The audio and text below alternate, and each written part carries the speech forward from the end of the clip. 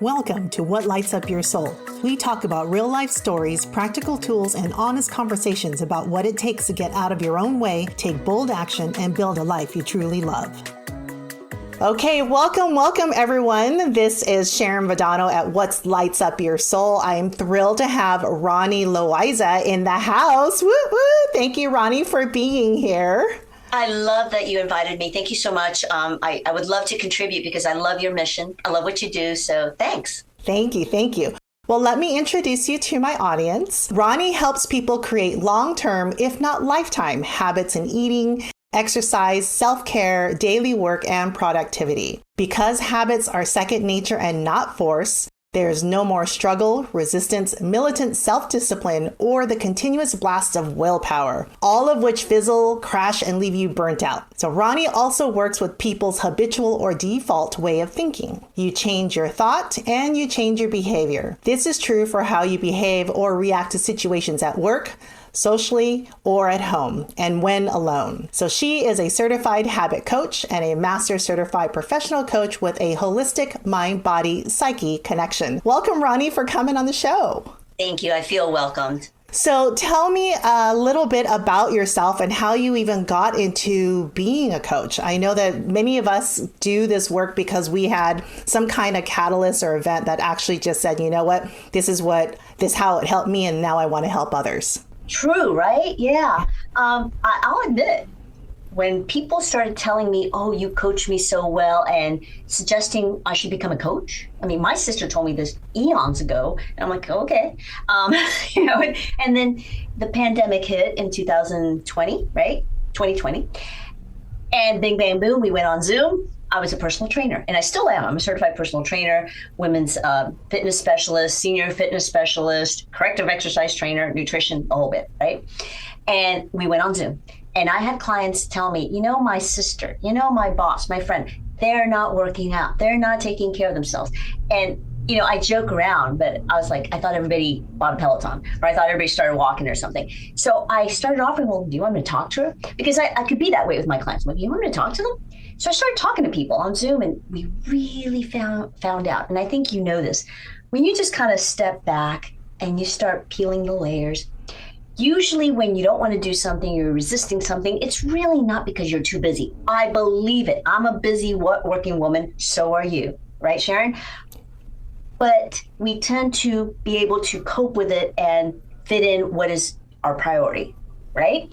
So we always found out the nitty gritty. It wasn't so much that, oh my gosh, I'm too busy because it was COVID. But, we pulled our big girl pants up. We took care of business, yet they were anxious times because bosses had to really lead and make sure everybody was taken care of. And then if you were in management or a team member, you didn't want to be furloughed or let go. And I mostly found out why they were not taking care of themselves is because the kids were at home, everybody's working off the dining room table, maybe the partner's at home. And these really powerful women, a lot of them just felt self-conscious working out at home. So I took it back to, okay, let's find out what happened. And I would find the solution. What will you do? Not what can you do, not what should you do, or any hack, or try this workout at this time, or try this workout. More than that, they already know all that. People have information. We have AI now, beyond Google search. It's getting in the habit of doing something.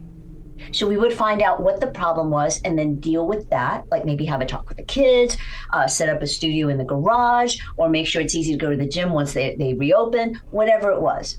Have a talk with the family. And we found out what was really the problem. Sometimes just work out 5 minutes in the morning, 5 minutes in the middle of the day, 5 minutes when you shut that computer down and you start getting ready for dinner, whatever it was. We found the solutions, but the main thing was making it natural. Because that's what I did with my personal training clients. It's like people would ask me, should I do this kind of class or weight training? Yes. Well, what do you mean? What will you do?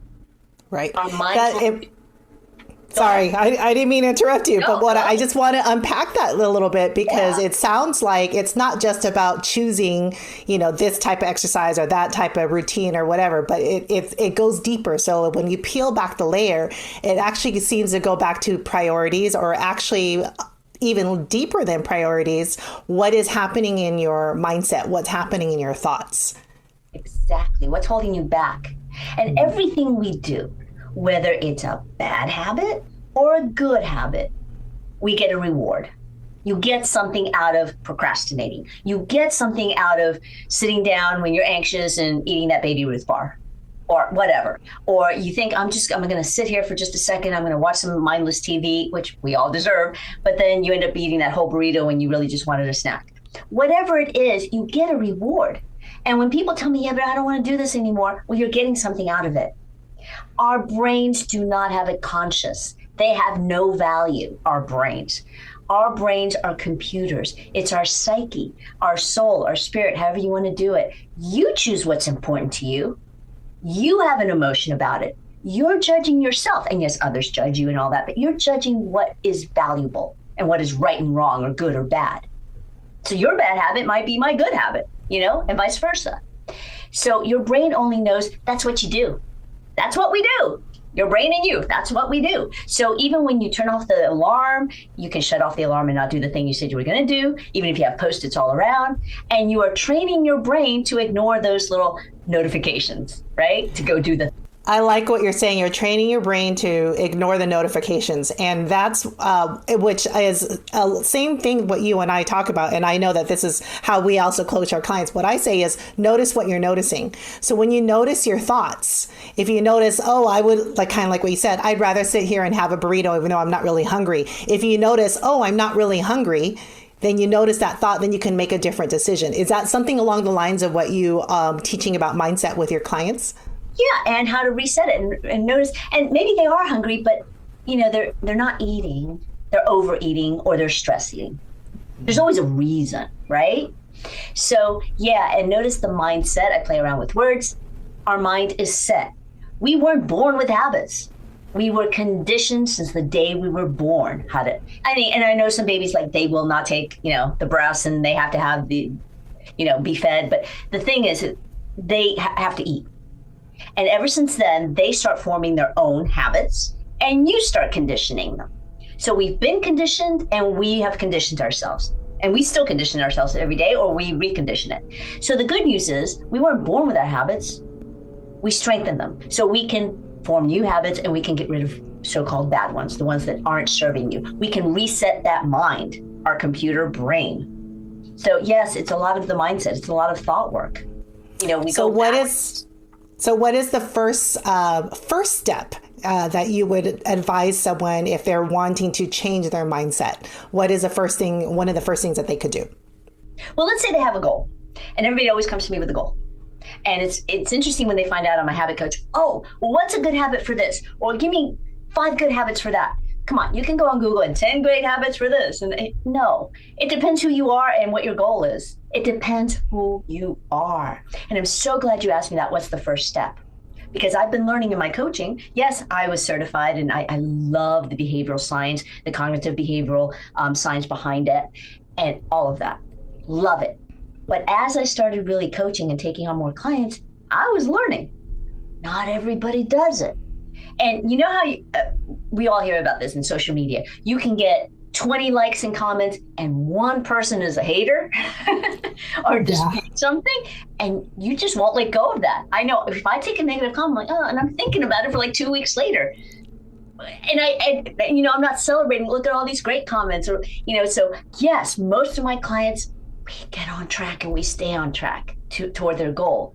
But the few 3 and a half, quit. They could not stick to the habit forming, not the habit forming on their way there, because we've been so conditioned in the society to make it happen fast. They want a quick fix. Well, that's how they got there in the first place. Yeah, and I like what you're saying. Oh, I didn't mean to cut you off. Go ahead. Sorry. No, I was just going to say, I like what you're saying about so conditioned because we want to have it fast.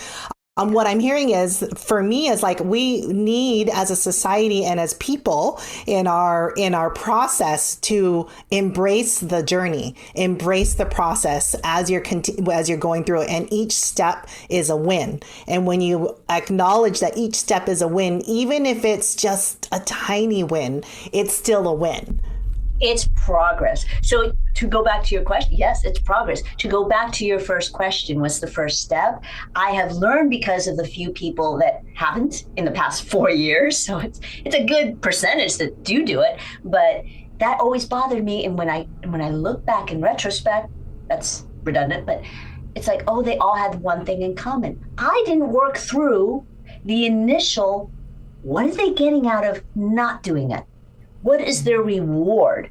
I had one lady, in fact, I think it was 3 weeks ago. I was speaking at an event and, I took questions and she goes, I just can't get off of Instagram when I go to bed. And I'm like, what void are you filling?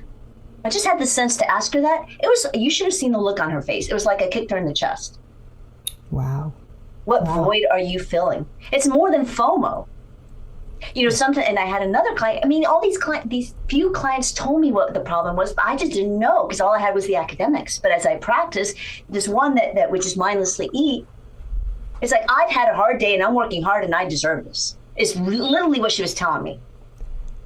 And then, but if you really listen to what is that statement actually telling you, there's something underneath that.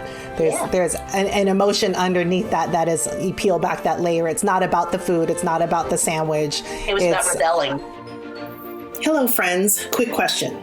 Are you ready to stop living day by day, doing the same old thing, hating Mondays and looking forward to Fridays? Aren't you tired of this? Wouldn't you love not knowing what day of the week it is because you're living every day with so much joy in your career and relationships? Then it's time to step into your next level with Dream Builder Essentials with Sharon Vidano. This isn't just another course. It's a transformational journey. Here you'll learn to harness the power of intention, imagination, and the universal laws. You've heard of the law of attraction, right? Well, they are always working for you. You just need the awareness to apply them. In just a few weeks, you'll learn how to identify what you truly want, not just what's reasonable or what you think you can have. You'll also learn how to rewrite the limiting stories that keep you stuck and activate your vision with tools that actually work. You'll move from wishing to creating this life that you love, all because we know that everything is created twice, first in thought, then in form. So if you're ready to build a life you absolutely love, visit lifecoachsharon.com and enroll today. Your dream is waiting. Let's build it together. It's not about the food. It's not about the sandwich. It was about rebelling. Mm-hmm. It was rebellion. So the first step is, okay, yes, what's your goal? And you know about the 7 layers of why. Why that? Oh, well, why that? Well, why that? And usually we really clarify, what's your real goal when you get your why? And we always hear, oh, no, your why. It's more than woo-woo. It's necessary. It's like scrubbing in before surgery. You have to know your why, what you value. You really do. And then, of course, we go through the whole process. But the first step, do you speak French, Sharon? I don't speak French. In France, I learned this, when I first moved, I moved there right out of college for a few years. But they have the rez-de-chaussée, R-E-Z, de chaussée, of foot. It's the floor for the feet. The ground floor, right? Here in the United States, we walk in and mostly, in most buildings, it's the first floor. Yes. Not in Europe. They have the ground floor, and then when you go up one level, that's the first floor, right? So we miss the ground floor. We don't look at if we have a bad habit or something we want to replace or we don't look at what we're getting out of it. What is the reward? What is that dopamine? Again, good habit, bad habit. Good routine, bad routine, we're getting a hit of dopamine. Even if we don't like it, we're getting something out of it. So we have to go back and see, what void are you filling? What are you getting out of it? What do you want? What do you really want to feel? And I'm not talking about chemical addictions, by the way, like smoking cessation. A lot of that is habit, but a lot of it isn't. A lot of people do get addicted to the chemical of nicotine. So I don't work in that. I refer people out because that's not in my wheelhouse. Habits, yes. But if you're like, oh my gosh, I'm getting, I really need this, and it's chemical, that's different. So there's a difference between addiction and people, I'm addicted to chocolate. No, you're not. You like it. But so I know we say we're addicted to this, we're addicted to that. I don't work with addictions. I really refer people out. But that's the first step. And then we do form habits. And I love what you said about tiny action, because the thing is hacks, challenges, programs, detoxes, or like in work, we take all these courses. Beautiful. And most of these courses, I'm referring to a desktop now, we have file folders, right? And we put the modules in those file folders and people don't finish that program. Thousands of dollars gone to waste or hundreds of dollars. Why? Because it's not what they were doing in the first place and they get overwhelmed. So if you celebrate, like you said, one tiny action, those courses and programs or detoxes or diets, they will get you on track. Yay. But one tiny action toward that goal every day, the minimum action, will keep you on track. And keeping you on track is still progress. Yes, and then what I'm hearing what you're saying is with the progress is when we are staying in that moment or behavior or habit that you're saying. Said it, momentum, yeah. Yes, it's like it's your comfort zone. But each time that you're taking a step, even if it's a tiny action, you're starting to step out of your comfort zone, and because you're going to start to become something else, you're going to be a different person. You're going to starting to develop a different habit at that point. So, and it's going to bring you towards what you would really love. So I love the fact that you're actually saying, reflect on what, even if it's a habit that you don't even like, but you don't even know why you don't like it. So you really want to reflect on that and go even deeper on that. It's interesting that you just taught me something. I've never really thought of that perspective of stepping out of your comfort zone. Yes, I see them step out of their comfort zone, but that's why we pick a tiny action. Yes. Something you will do, even when you least feel like it and you're not motivated. So, but I love that because you're right. They do step out of their comfort zone for a little bit. Yeah. But that's why we have to start tiny. People want to do I have them fast forward, go through maybe 10 things that they could do to form a habit that will help them get to their goal. And often has nothing to do with that goal, like being productive at work, a work habit, and they pick a self-care habit. I have a lady who's making more money now, and she first came to me because she is now retired officially from the corporate world, but she started to dip into her 401k. And she came to me last summer.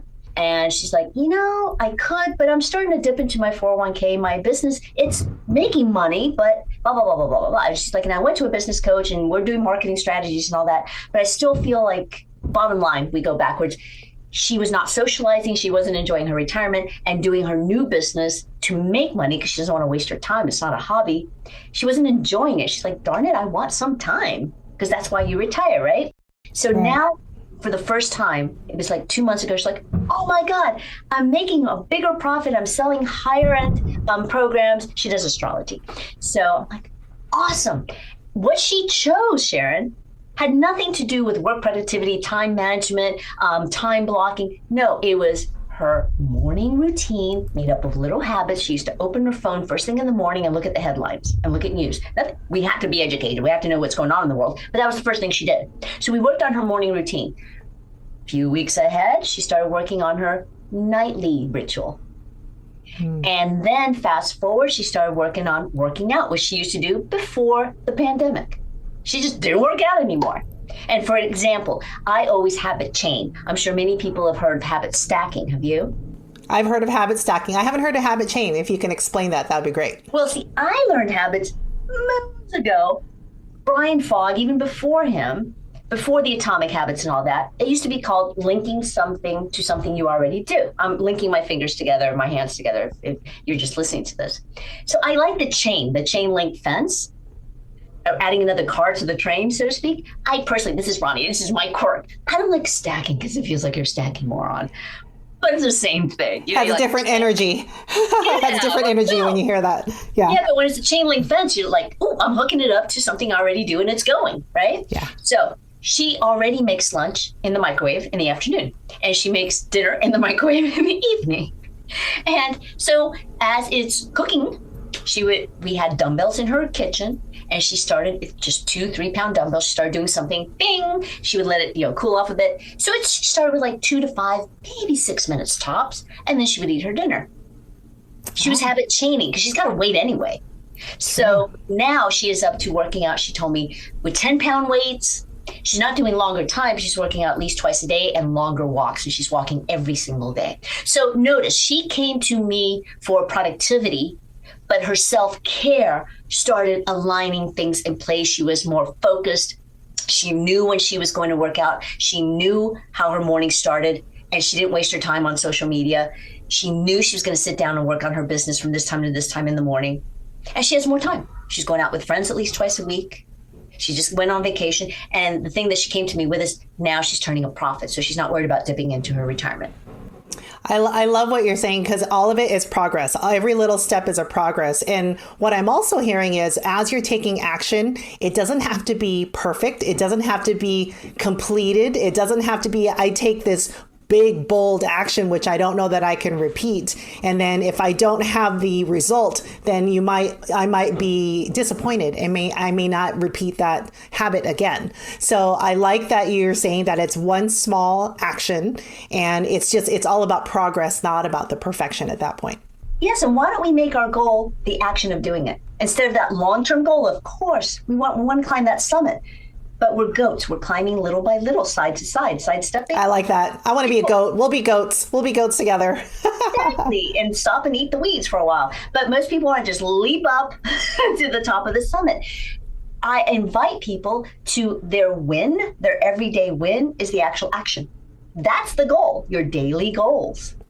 I like that. So the goal is actually the daily win action of completing that one action, not necessarily the big, I want to fit in my size 2 jeans. It's just the one step of, yes, I drank 7 glasses of water today. That was my goal for today. Or I drank 1 glass, an hour, whatever it is. So I like it's the small actions. And may I take us back to what you said in the beginning about yes. self? I got so excited when you said celebrate because I have turned accountability into celebration.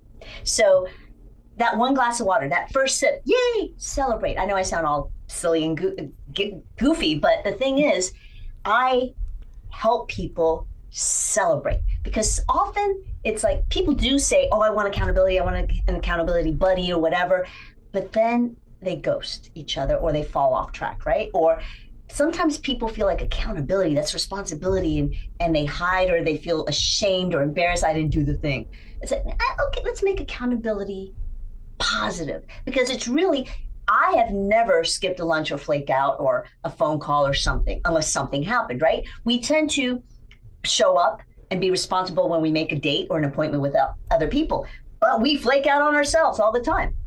Yeah. And I hear you saying that we don't make ourselves a priority for whatever reason. We don't make ourselves a priority. We talk to ourselves in ways that we would never allow our other people to talk to us, and And in celebration, to bring it back to what you said, I called it celebrative accountability because I told a client, this was years ago, let's celebrate when you're on your way to do the thing. Say, I'm on my way. And she was like, really?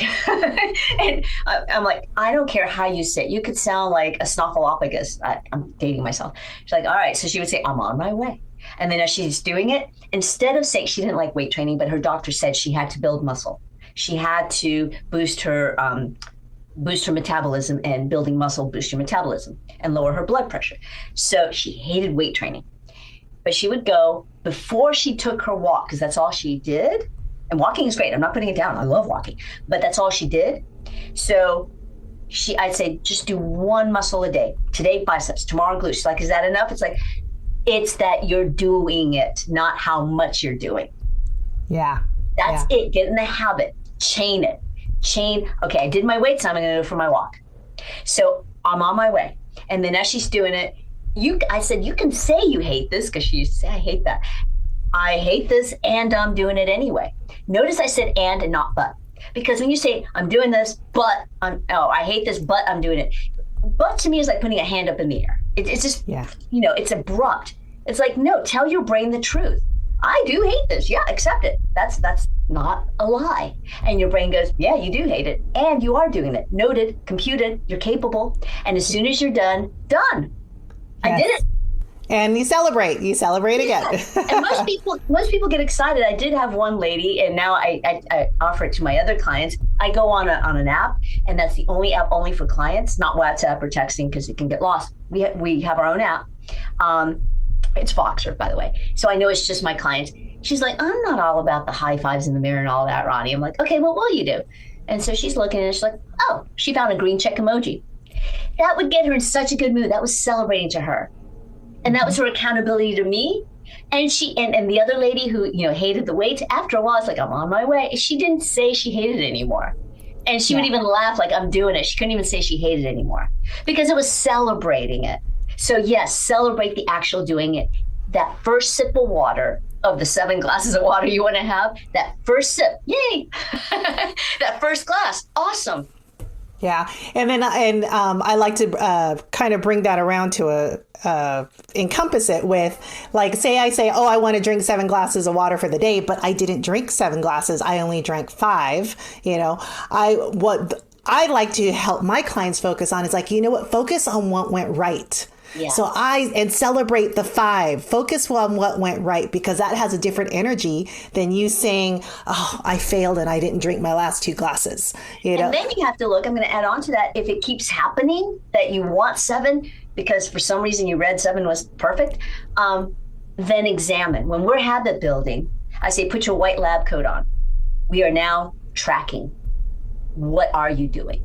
And if you fall off once or twice, once in a while, it's human. And it usually happens because something out of your control happened. Your kid's school call, or a client wants you to reschedule, or whatever it is. But if it's always in your control and you fail, more often than not, then we have to look, okay, why not? Not that you failed, you have to see, why are you not doing it? Or why are you doing that? It's just scientific. Get all computerized, neutral, put on, take out the board, the white lab coat, and go, okay, why? And then that brings us back to mindset. That brings us back to mindset. We just circled back around, because it's about mindset, about noticing your thoughts and why you're doing or not doing something. So it just goes all the way back to mindset. So, or maybe it is something physical. I can't gurgle down 7 glasses of water. I just can't. True. Beautiful. Well, any final tips for the audience before we take this in for a landing? 2 things. The whole habit building process is a process. It's science-backed, it's psychology, and anyone can. Because, like I said, we weren't born with our habits, so we can recondition our brains. It's possible. It's not impossible. Sometimes it's harder, sometimes it's easier. The second thing I really want to leave people with, don't believe the numbers. That started as a marketing thing. 30 days to this new habit. 21 days to build a habit. You'll read it up and down.